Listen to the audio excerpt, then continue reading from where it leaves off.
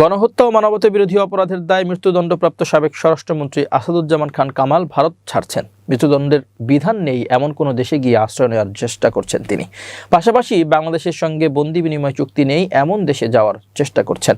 আন্তর্জাতিক অপরাধ ট্রাইব্যুনালের রায় ঘোষণার পরপরই তিনি কলকাতার রোজডেলে এলাকা ছেড়ে অজ্ঞাত স্থানে চলে গেছেন।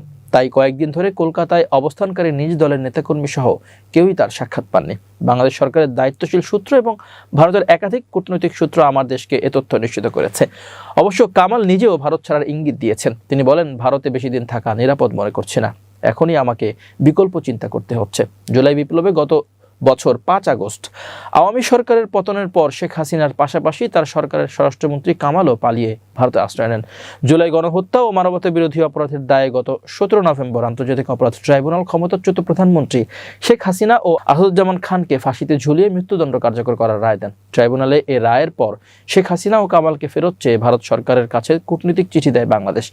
বাংলাদেশের এই চিঠি পর্যালোচনা করে দেখা হচ্ছে বলে এরই মধ্যে জানিয়েছে নয়াদিল্লি। ওই রায় ঘোষণার পর একটি আঞ্চলিক জোটের সম্মেলনে যোগ দিতে দিল্লি যান বাংলাদেশের নিরাপত্তা উপদেষ্টা ডক্টর খলিলুর রহমান। সফরকালে গত 19 নভেম্বর ভারতের নিরাপত্তা উপদেষ্টা অজিত দোভালের সঙ্গে দ্বিপক্ষীয় বৈঠক হয় তার। কূটনৈতিক সূত্রে জানা যায়, ওই বৈঠকে ফাঁসির দণ্ডপ্রাপ্ত আসামি হাসিনা ও কামালের প্রত্যর্পণ নিয়ে বিস্তারিত আলোচনা হয়। মৃত্যুদণ্ডাদেশপ্রাপ্ত আসামি হাসিনা ও কামালকে ফেরাতে বাংলাদেশ এবং ভারতের মধ্যে কূটনৈতিক চ্যানেলে যোগাযোগের মধ্যেই সামনে আসে কামালের ভারত ছাড়ার প্রচেষ্টার তথ্য। স্বরাষ্ট্র মন্ত্রণালয়ের রাজনৈতিক শাখার দায়িত্বশীল এক কর্মকর্তা আমার দেশকে জানান, আন্তর্জাতিক অপরাধ ট্রাইব্যুনালের রায়ের সূত্র ধরে তৎকালীন স্বরাষ্ট্রমন্ত্রী কামালকে ফেরত চেয়ে ঢাকার তরফ থেকে দিল্লিকে চিঠি দেওয়ার পর বিচলিত হয়ে পড়েন তিনি। ইতোমধ্যেই তিনি তার 1 বছরের পুরনো ঠিকানা পরিবর্তন করে সে দেশেরই অজ্ঞাত স্থানে আত্মগোপনে চলে গেছেন বলে মন্ত্রণালয়কে জানানো হয়েছে।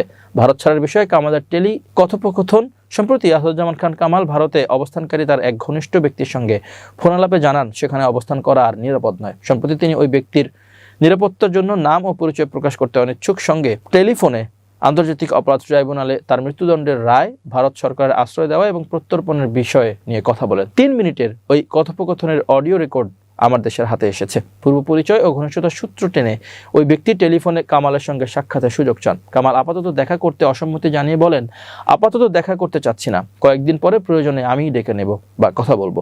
সাবেক স্বরাষ্ট্রমন্ত্রী এমন বক্তব্যের জবাবে ওই ব্যক্তি বলেন, আমি তো আপনার বাসার সামনে চলে এসেছি, যেহেতু এসেই পড়েছি, একটু দেখা করে 2-1টি কথা বলেই চলে যাব। এ পর্যায়ে কামাল বলেন, আমি এখন ওই ঠিকানায় থাকি না, ওইখান থেকে অন্যত্র চলে এসেছি।